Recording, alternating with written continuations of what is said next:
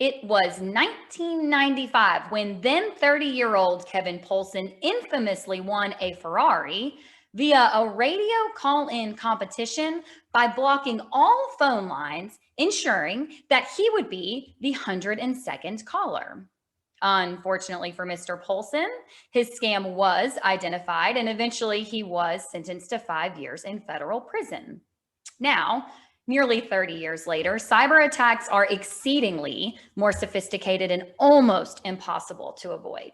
From gas pipelines to meat productions to Iowa community colleges and Irish hospitals, news stories about cyber attacks are everywhere, and experts only expect to see more because, in their words, there are no consequences and only rewards. The US government and FBI are very vocal about encouraging victims to not pay ransoms. It only encourages more cyber fraud. But how can we expect them to not pay ransoms when they deliver something as important as gasoline? 401k providers and participants, you are not immune. In fact, you represent a nearly $6 trillion carrot that is impossible to ignore. Just ask Beth Bennett, who had more than $70,000 systematically stolen from her American Funds account due to identity theft. So what are we to do? Let's start with you, plan fiduciaries and sponsors. Nanny Arissa is staring down her 50th birthday, and considering computers were just a twinkle in Daddy Wozniak's eyes when she came around, she didn't have much to say about cybersecurity. Lucky for us, the DOL has issued guidance for planned fiduciaries, and here's what you need to know. Even though ERISA doesn't specifically address cybersecurity, a fiduciary duty to protect your participants still exists. At a minimum, plan fiduciaries should issue a cybersecurity questionnaire to their current provider and review their service contracts for specific language regarding cybersecurity. Lucky for you, SRP has taken the lead on this group project and already done the heavy lifting. Not only have we drafted the questionnaire, but we have the data compiled that shows how your provider compares to others. Thanks, Erin.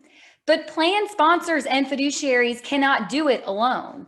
Plan participants and investors, you also need to take an active step in protecting your investment accounts online. Sign up for multi-factor authentication, where they text you a code. Do not use public Wi-Fi networks. Use good and different passwords and be very diligent against those phishing schemes. History has shown that even if negligence on the participant's side is to blame for the breach of security, which is almost all of the time, plan sponsors and providers, you will also be roped into a lawsuit. Take our recommendations and document your due diligence of your provider's cybersecurity policies and review your contracts for the language around cybersecurity. If you want a copy of our cybersecurity questionnaire, message Erin or I. And listen to the Proskauer Benefits Brief podcast titled Cyber Theft of 401k Accounts. This is with Robert Prjansky and Garrett Fenton, a Microsoft attorney. Mr. Fenton states, and I'm paraphrasing a little bit, but essentially, when these things happen, there is going to be a lawsuit filed. And breach of fiduciary duty claims under ERISA and everybody from the record keeper to the plan sponsor, fiduciaries, and employer are all getting sued. That's it for this week. This is Jeannie Fisher, the 401k lady.